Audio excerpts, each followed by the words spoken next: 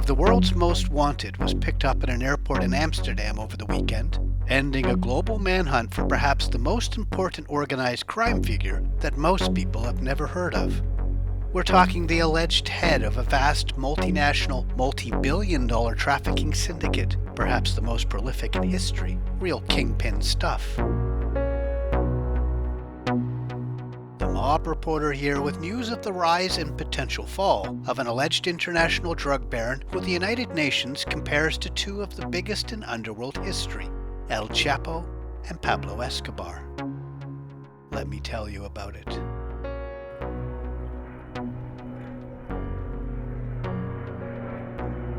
Meet Tse Chi Lop, 57 years old. A Canadian citizen who was born in China, he allegedly formed an alliance of triad groups in Asia that its members call the Company, because for them that's what it is, a business, big business.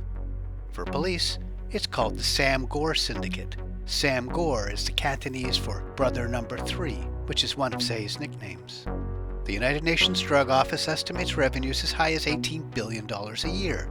In a short span, Tse became legendary. He is said to have lost $66 million in one night of raging gambling at a casino in Macau. He travels by private jet, surrounded by bodyguards, staying in luxury resorts and finely appointed villas.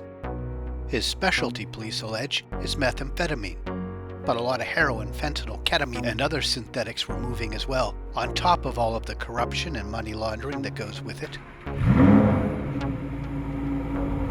He staked his claim to virtually the entire Asia-Pacific region. Sam Gor syndicate became the dominant meth supplier in East and Southeast Asia, cumulatively the largest potential drug market in the world.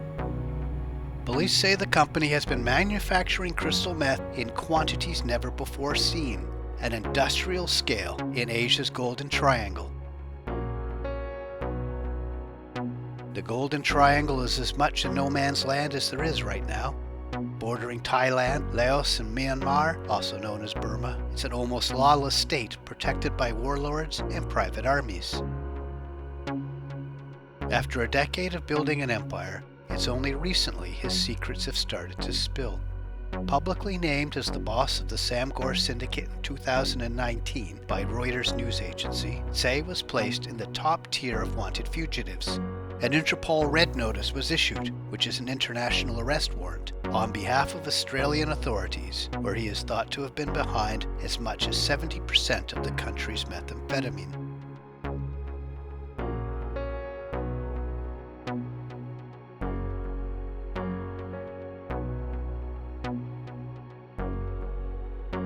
That red notice was triggered at Amsterdam's airport when Tse tried to fly back to Canada on January 22, 2021. The beginning of the end for Tse, at least for now, can be pinpointed to an exact time and place. It was also at an airport, one more than 5,000 miles from Amsterdam. On November 15, 2016, a man from Taiwan was found with bags of ketamine strapped to his legs at Yangon International Airport in Myanmar.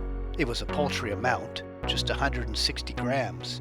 But in the ensuing investigation of Tsai Cheng-Zhu, police hacked his cell phone and found a treasure trove of text messages, emails, photos, and videos.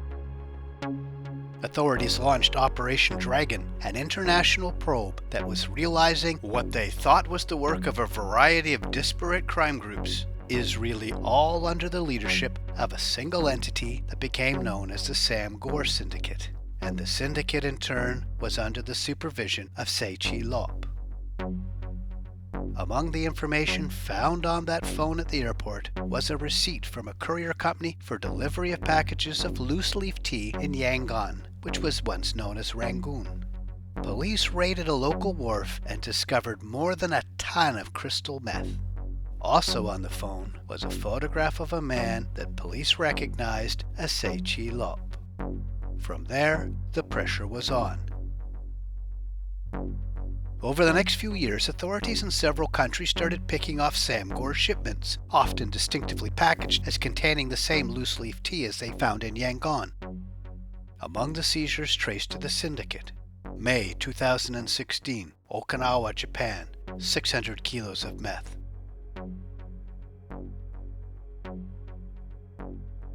June 2016, Northland, New Zealand, 501 kilos of meth, the country's largest seizure. December 2017, Geraldton, Australia, 1.3 tons of meth.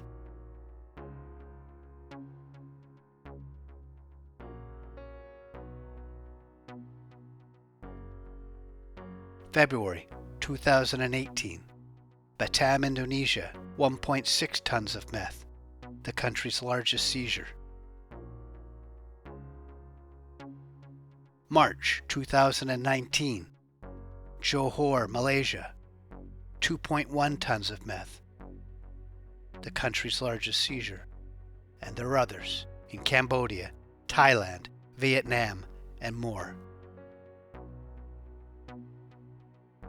Tse was born in Guangzhou, China, a city that was once known as Canton, and was allegedly connected to a crime group there known in English as the Big Circle Boys. He emigrated to Canada with his fiancée in 1988 at the age of 25. They married the next year and had 2 children, a daughter and then a son. Alas, his son had health issues since birth. They were soon joined by their parents and they all lived together in Toronto. Tse first hit the radar in the drug world in Canada in the early 1990s when he was snared in a federal probe looking at mafiosi living in Toronto. The RCMP found the Big Circle Boys were a significant part of the mafia's global wheeling and dealing.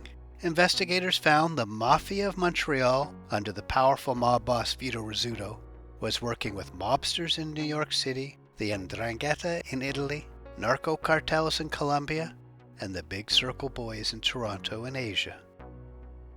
They were moving heroin from Asia into Canada, which was then shipped out to the US and to Italy, and bringing cocaine from Colombia to sell in Canada and in Asia.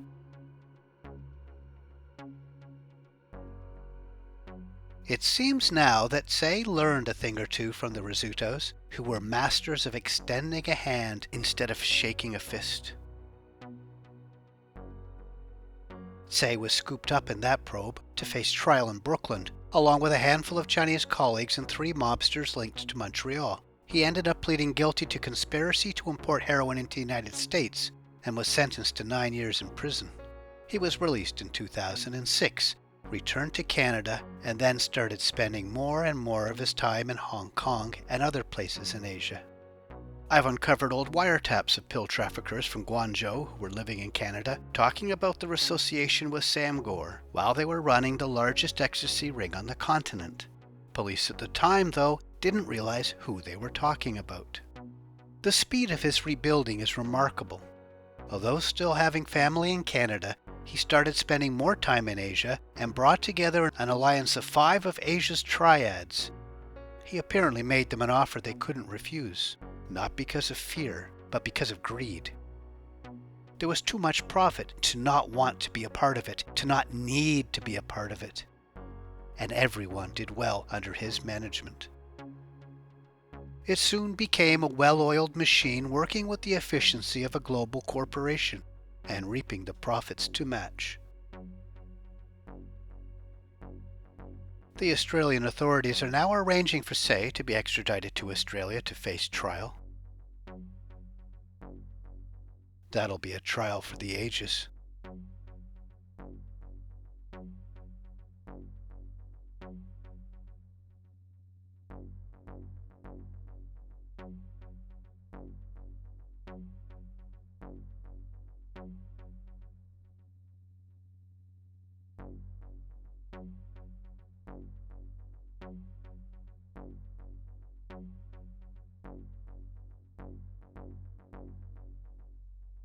Thanks for watching.